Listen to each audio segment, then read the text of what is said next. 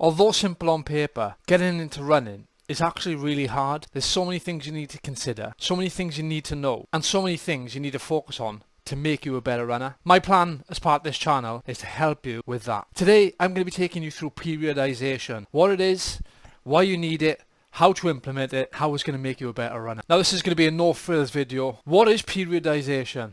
Periodization is the systematic planning of your training to optimize performance in order for you to achieve your goal. That sounds like a mouthful, but in layman terms, it's just breaking your training down into different phases. Let's have a look at them. Now the first phase is the base phase. This is where you build your fitness. And if you've watched me long enough, this is where you focus on your math training, your zone 2 training, your easy training. There should be no speed in your base training. Certainly from my point of view, if you're training for an ultramarathon, chances are you would have been through a training plan previously, whether that be a 10k, half marathon or a marathon. So you'll sort of have an understanding of how training plans work anyway. Base phase is building that aerobic capacity through slow paced runs, easy runs.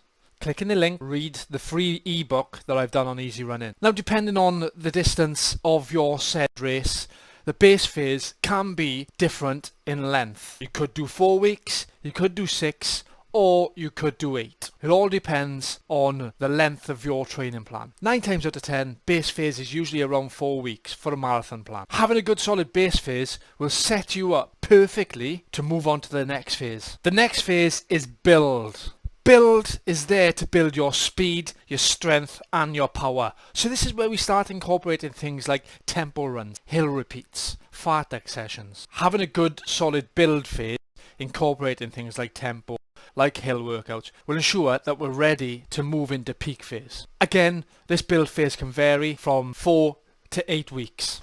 We hear it get bounded around all the time. Peak phase, peak position, peak performance, peak shape. Our watchers like to tell us, what is peak performance? What is the peak phase? To me, peak phase is practicing race pace. Specificity. So if I'm training for a flat fast ultra, it's ensuring in the peak phase, I'm incorporating sessions that replicate that race on the terrain with the correct elevation. Generally, in the peak phase, I like to put this into my long run. I focus my long run by doing targeted blocks at race pace.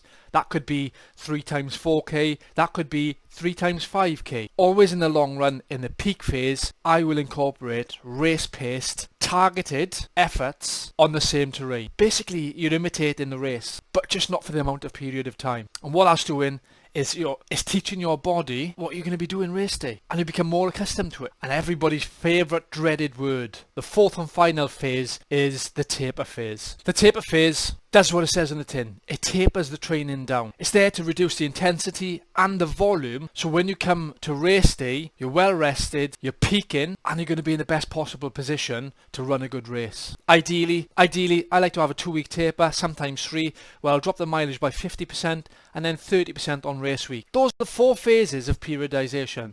But not only that, I also periodize my actual train, whereby I'll do a 3-week build and a week drop off. So I'm constantly building and dropping, allowing my body to recover and adapt to that training before I move into the next phase. The benefits are simple. The first thing is to avoid injury. By incorporating the build and drop off, you lower your risk of getting injured and being fatigued. Number 2, it allows for adaptation, leading to better results. And finally, you'll expect long-term progress and you will avoid plateauing. If you've got any questions on periodization or how to incorporate it into your training, leave them down below. My next race is the Piggum. It's next week, so I'll see you after the race. Don't forget to smash that subscribe.